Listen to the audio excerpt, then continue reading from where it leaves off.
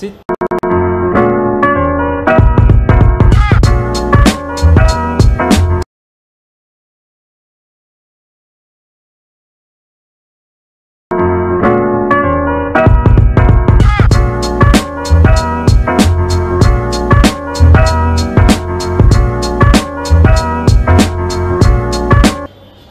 milliards de dollars américains, pratiquement le montant pour le partenariat minier entre le groupement des entreprises chinoises et la République démocratique du Congo.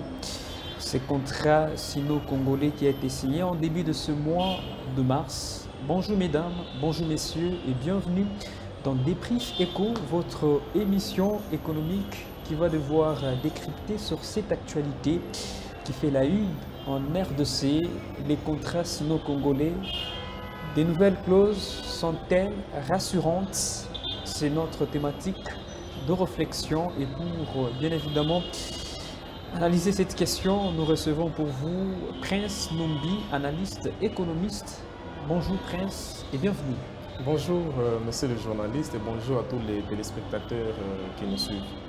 Parfait. Un contrat de siècle, initialement prévu en 2008 sous le régime de Joseph Kabila, l'ex-président. Aujourd'hui, c'est Félix Tshisekedi à la tête de ce pays. D'abord, que prévoit ces contrats sino-congolais en second mandat de Félix Tshisekedi entre la RDC et la Chine? Que prévoit?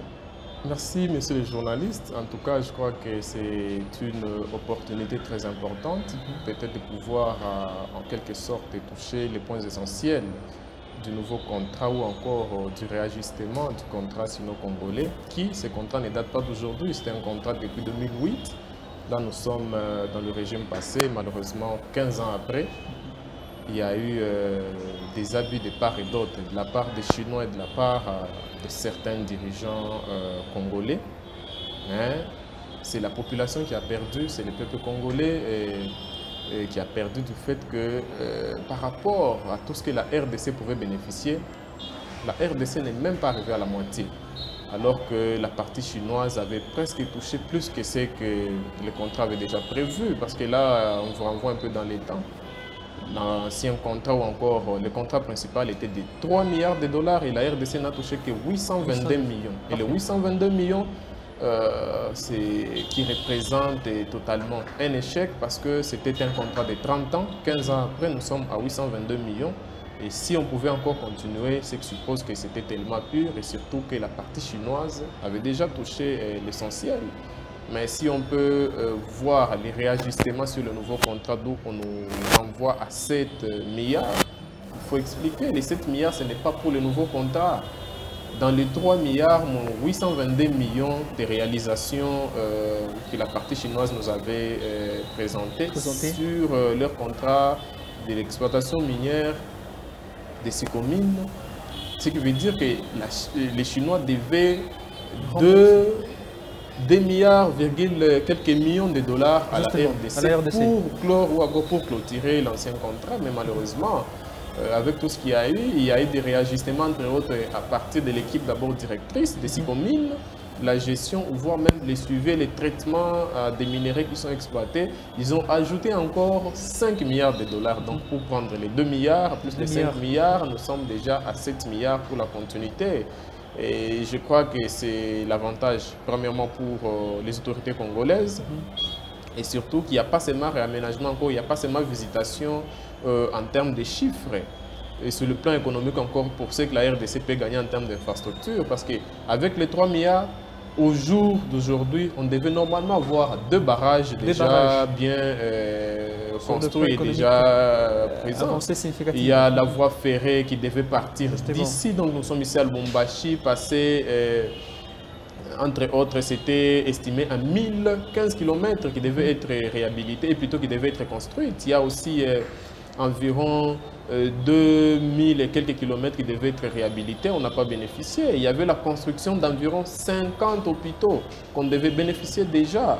Pour ce qui est de la représentation des territoires, on devait déjà toucher 145 centres qui devaient être construits au moins dans chaque territoire de la République démocratique du Congo. Mais bon, en fait, on s'est rendu compte que c'était un système d'échange entre la partie chinoise et des individus qui avaient engagé la RDC dans ces contrats. Donc, ce qui veut dire, comme c'était l'exploitation minière, donc l'échange des infrastructures et l'exploitation minière, donc c'est troc, mais malheureusement, ils ont exploité ça dans une autre façon. Donc, c'était des autorités, c'était des individus qui se présentaient là-bas pour maintenant tirer de l'argent vers leurs poches.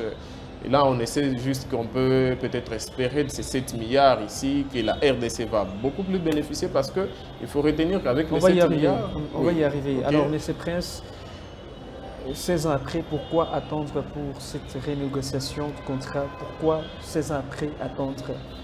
Renouveler encore le contrat, cette révision, d'après vous? On peut dire que la République démocratique du Congo n'est pas gagnante ces contrats, ces projets? Non, non, monsieur le journaliste, il faut comprendre.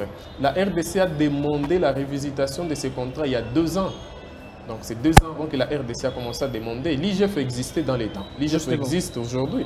L'IGF avait inspecté. L'IGF avait rendu rapport, mais il y avait juste des difficultés parce que après avoir présenté ces rapports, il n'y avait pas de suivi de la part des autorités congolaises. Il fallait que les autorités saisissent. L'IGF n'a pas un cachot. Et l'IGF n'engage pas la République directement sur des traités ou encore sur des accords qui engagent la RDC et d'autres États. Il fallait normalement qu'on puisse d'abord s'approprier l'IGF, et ça c'est un travail de la société civile, des autorités congolaises et même des experts qui devaient normalement se saisir afin de revisiter. Si Comine n'a pas accepté si facilement, la partie chinoise n'a pas accepté si facilement, donc il a fallu que le président de la République s'implique, qu'il y ait un peu ces bruits et même des alertes qui ont été lancées dans des réseaux afin que la Chine accepte de revenir sur ces contrats. Donc il faut juste comprendre que c'est un très grand travail. Il a fallu du temps pour comprendre. Donc il fallait d'abord avoir des preuves. Il fallait aussi étudier les réalisations qui jusqu'à présent sont présentées à 822 millions. Donc il fallait présenter ces réalisations et par après on pouvait maintenant accepter ou voir dans quelle maison on pouvait passer à ces contrats pour qu'ils soient revisités. Parfait. Et dans ces contrats est prévue la construction dans plus ou moins de 5000 km de route sur l'étendue de la République démocratique du Congo. D'ailleurs, dans les 5 prochaines années, 3000 km de route devraient être réalisés. Est-ce que les nouvelles clauses sont-elles rassurantes, M. Prince, d'après vous? Merci beaucoup. Je crois qu'il faut donner un tout petit peu quelques détails afin que les gens comprennent. Hein. Allez-y. Les décaissements d'avant et les décaissements d'après, il y a la différence parce qu'avant, les décaissements n'étaient pas fixés.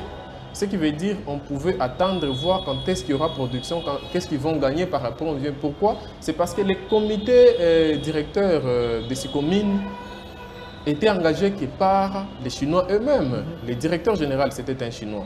L'adjoint, c'était un Congolais, mais qui n'avait pas la signature. Donc, ce qui veut dire c'était un observateur qui ne pouvait pas engager ou encore qui ne pouvait pas avoir des mots d'ordre. Mais quand on revient maintenant sur le nouveau contrat par rapport à 7 milliards qu'on nous présente aujourd'hui, donc il faut peut-être comprendre ici que la RDC va commencer à gagner environ 624 millions de dollars par an. Et quand vous prenez les 624 millions par an, ça représente déjà presque 78% de ce que la RDC a gagné dans le premier contrat qui était de 3 milliards de dollars. Donc ici, il faut comprendre qu'il y a des avancées, mais les problèmes reposent sur l'homme congolais. Ce sont des Congolais qui gèrent, ce ne sont pas des anges.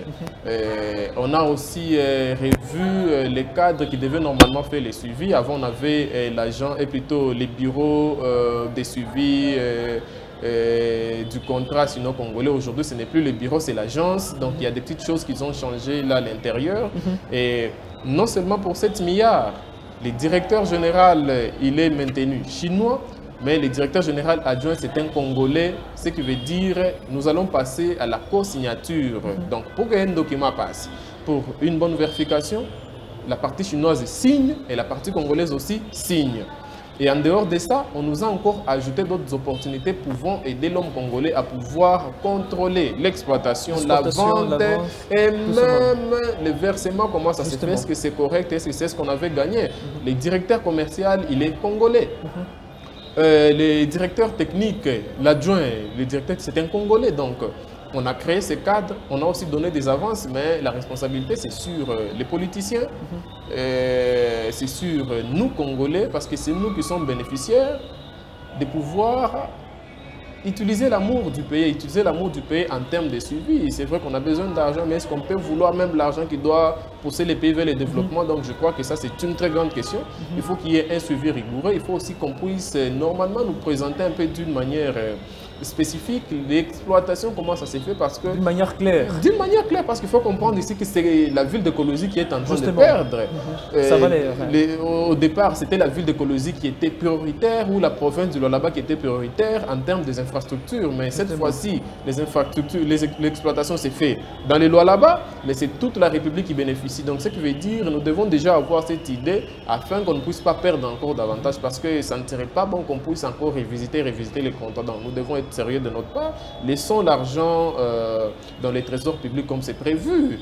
Avant, on ne pouvait pas normalement nous revenir sur un versement quelconque, parce que là-bas, c'était uniquement infrastructure. Mais pour le moment, la RDC bénéficie d'1,250% chaque fin de l'année. Donc, Sicomine aura ses droits de verser ces montants dans la caisse du trésor public. Donc, on se dit ici que c'est rassurant sur la présentation. Mais en termes d'économique, il y a ces exploitations, il y a ce que nous allons nous présenter intérieurement comme perte. Si et seulement si on ne veut pas faire les suivis. Donc je crois que de l'argent il y en a et il y en aura. Ça dépend maintenant de la manière dont nous allons faire les suivis afin que les choses soient réalisées. Est-ce que les sont-elles rassurantes d'après vous, si on pouvait revenir à la question? Oui, je me dis que nous avons un peu de l'assurance du fait que profondément on nous avait roulé dans le premier contrat. C'est comme qui dirait l'homme congolais n'était pas éveillé avant. Vous comprenez ici que les comités, c'était uniquement des Chinois qui pouvaient décider, qui pouvaient tout faire. Et les Congolais étaient un observateur. Peu importe les postes ou encore l'autorité qu'il avait. Mais aujourd'hui, on a ces Congolais qui sont responsables. Et ce qui veut dire,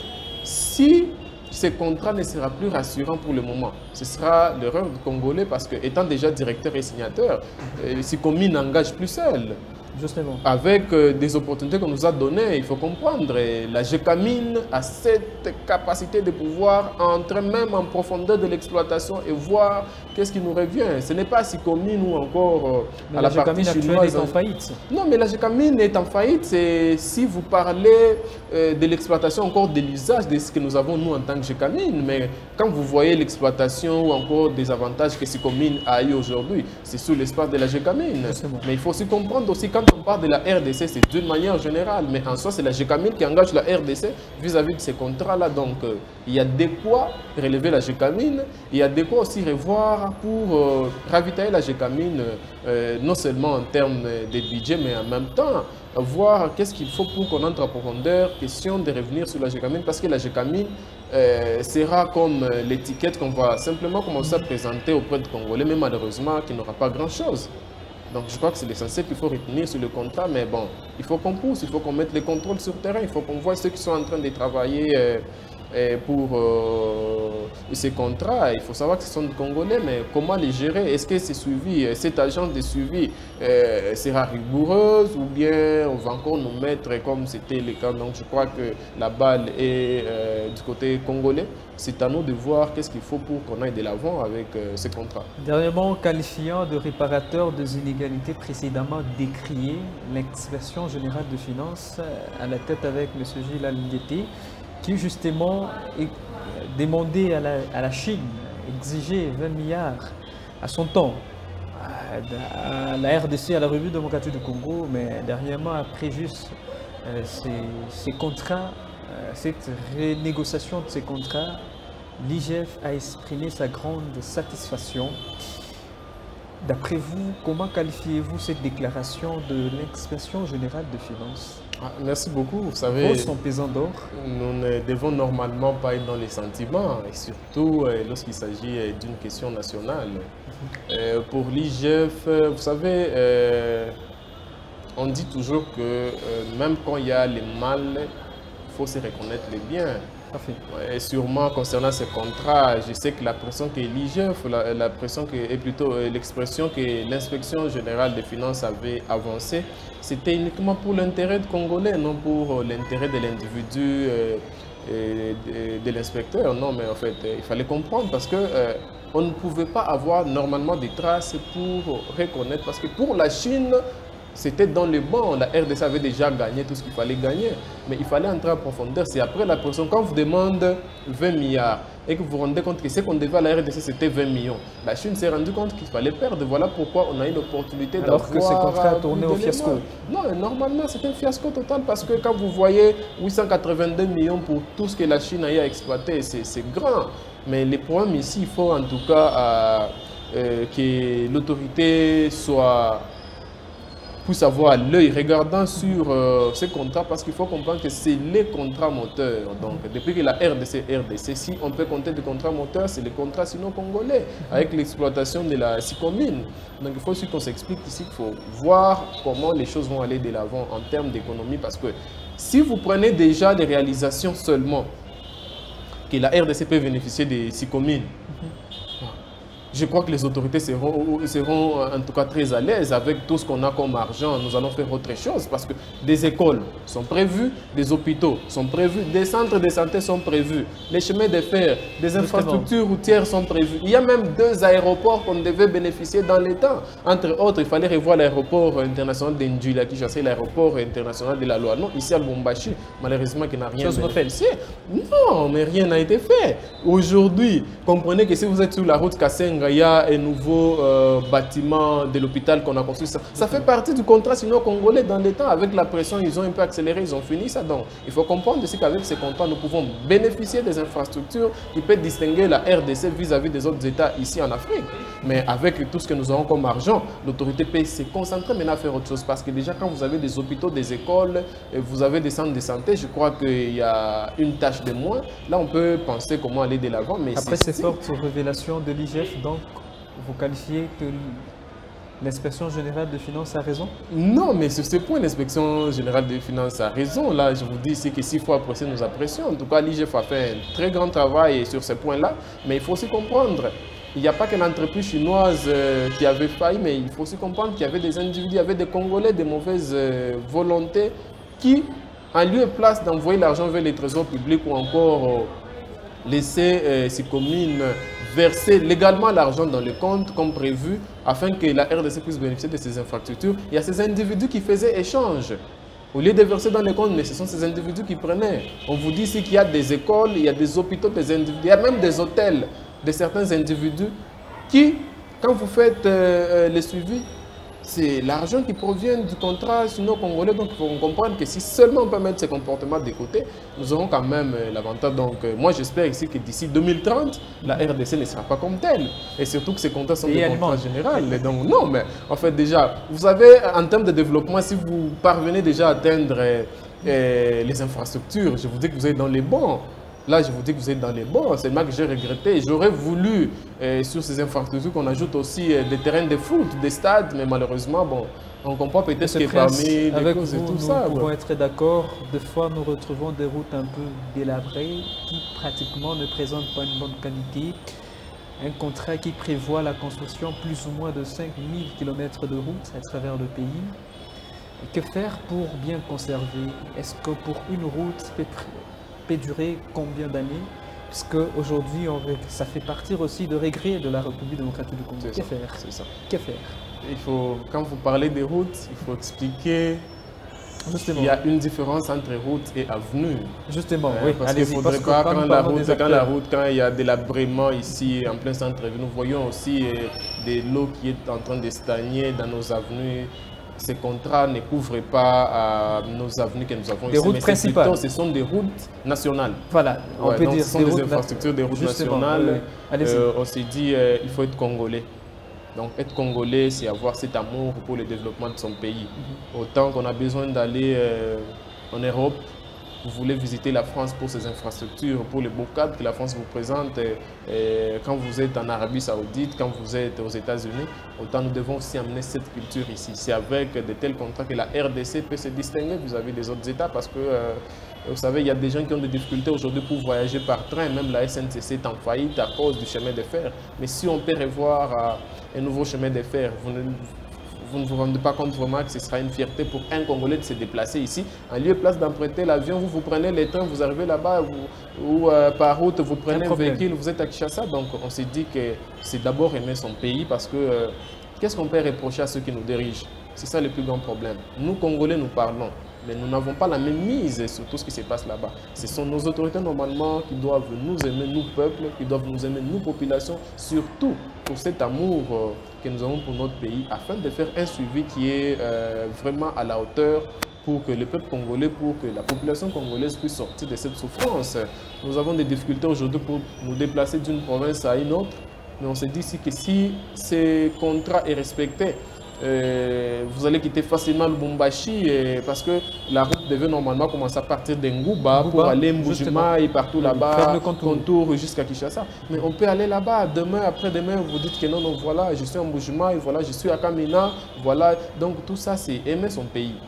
L'Afrique du Sud a cette facilitation de pouvoir faire déplacer sa population, son peuple facilement. Vous quittez d'une ville à une autre, d'une province à une autre très facilement. Mais pourquoi pas chez nous donc il faut peut-être qu'on interpelle beaucoup plus les autorités, qu'ils soient sérieux dans les suivis afin qu'on rende ce travail-là. Une petite sensibilisation. Alors pour finir peut-être la dernière question, et que faire pour que ce contrat soit respecté, qu'il n'y ait pas encore de fiasco précédemment décrié par l'UGF? Que faire? Je crois que la première des choses, il faut donner ces pouvoirs ou encore ces monopoles que l'IGF se donne déjà en avance pour le contrôle sans intimidation, sans surtout tout ce que nous sommes en train de voir aujourd'hui quand on va inspecter tel part des autorités qui interviennent. Ça, c'est la première des choses.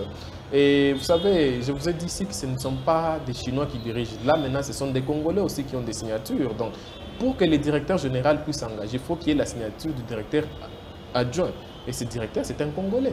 Donc, ce qui veut dire, si ces autorités peuvent déjà être sérieux dans la manière de faire leurs choses, nous aurons l'avantage. Soyons sérieux, laissons que ces infrastructures soient beaucoup plus bénéfiques pour les Congolais en général que pour vos parcelles où on voit des engins aller goudronner les parcelles mais être à la charge des 6 communes.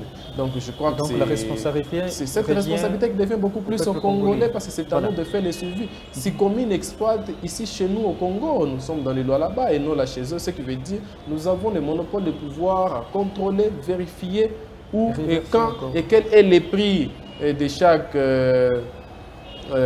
donc les prix de vente ou encore les prix d'achat au niveau international avant que Sikomin nous présente son tableau. Donc nous avons cet avantage, il y a des experts à la GECAMIN, donc je crois qu'il faut qu'on s'appelle seulement à être sérieux et beaucoup plus à aimer son pays et pour que ce travail aille de l'avant, parce que je ne vois pas ces Chinois qui vont empêcher un Congolais de faire son travail au moment où il a les monopoles. Et laissons aussi l'IGF continuer avec son travail, l'encourager peut-être et surtout un travail bien fait afin qu'on puisse contrôler, parce que lorsqu'ils sauront que chaque fois l'IGF est sur eux, ils vont se réserver, ils vont aussi éviter certaines erreurs. Monsieur Prince Nombi, nous vous disons sincèrement merci, gracias du temps accordé pour cet échange. C'est moi qui vous remercie, monsieur le journaliste, et je remercie aussi tous ceux qui nous ont suivis. Espérons qu'ils vont trouver intérêt dans ces petits arguments. Ça n'est donc fini pour Débrief Éco sur Arc-en-Ciel Télévision. Merci mesdames, merci messieurs. Je vous retrouve très prochainement. À très vite. Bye.